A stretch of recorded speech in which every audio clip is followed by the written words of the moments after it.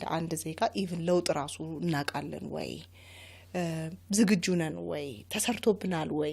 ቤት ውስጥ ተሰርቶብናል ወይ? አንዳንዴ እኔ እንዲያውም ልጆቼን ሳያቸው አስባለሁ። የሚገርም ነገር ዶክተር ያውቃሉ ወይ ምን እንደሚጠብቃቸው? ከዛ አንድ ሀገር ውስጥ ምንድነው ቻሌንጁ፣ ምንድነው ፈተናው፣ ምንድነው ኦፖርቹኒቲው፣ እድሉ ደግሞ ምንድነው የሚለውን ራሱ አዘጋጅተናቸዋል ወይና እኛ ራሱ ተዘጋጅተናል ወይ? ይሄ ጥሩ መነሻ ይመስለኛልና ከሱን ጀምር።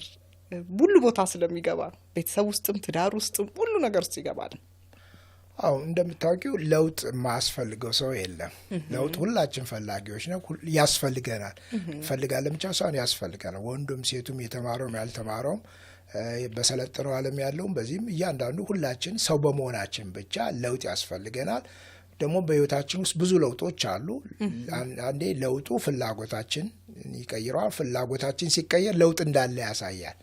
እና ሁላችን ለውጥ ፈላጊ ነን። ግን ምን ፈልገው የለውጥ አይነት ከዛ ለውጥ የሚጠይቀው ነገር ምን ለውጡ ምን ይጠይቃል? የኔ ድርሻስ ምንድነው? ለውጡ ከየት ነው የሚጀምረው?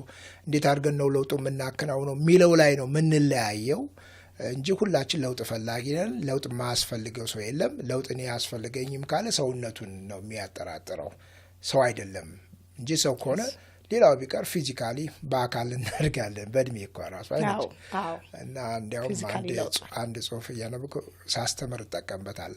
ለውጥማ አለ ይልና ለውጥ እንዳለ የሚያምነኝ ልብስ ሰፊ ብቻ ነው ይላል። ልብስ ሰፊ በየጊዜው ይለካን የለ?